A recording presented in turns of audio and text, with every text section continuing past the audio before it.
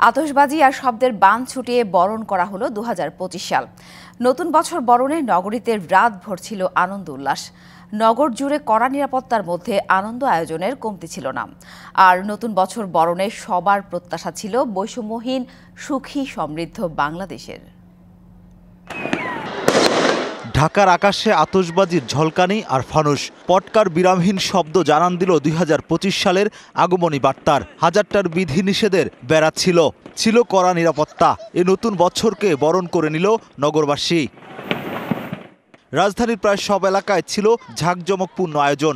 পাড়া মহল্লায় পরিবার ও প্রিয়জনদের নিয়ে আনন্দে মেতে ওঠেন সব বয়সীরা। জানান ২০২৫ সালকে বরণ করতেই এমন আয়োজন।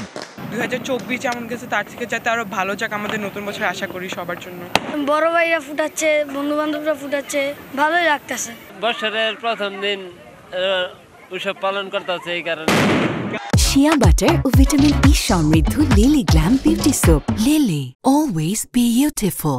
আনন্দ আয়োজনে প্রতিটি মুহূর্তকে আরো রঙিন করে তোলে নগরবাসী। সবার প্রত্যাশা, সব জঞ্জাল ধুয়ে মুছে আগামীর বাংলাদেশ হোক সম্ভাবনাময়।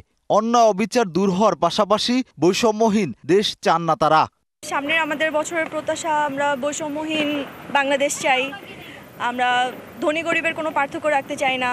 শিক্ষার মান আমরা ঠিকমতো যেন থাকে, এটাই চাই আশা আমাদের। বাক স্বাধীনতা সেটা আমরা যাতে আর অক্ষুণ্ণ থাকে, ক্ষুণ্ণ না হয়, এবং আমরা যাতে কাঁধে কাঁধ মিলিয়ে জনগণ একসাথে চলতে পারি, এটাই প্রত্যাশা।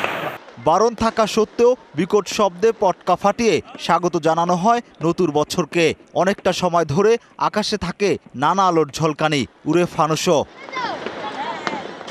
এদিকে নতুন বছরের আয়োজন ঘিরে রাজধানীতে ছিল কঠোর নিরাপত্তা। নানা আলো আর শব্দের ঝংকারে বরণ করা ২০২৫-এর প্রথম প্রহরে।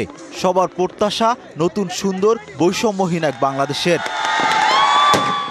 Rakib Hossain, DBC news, Dhaka.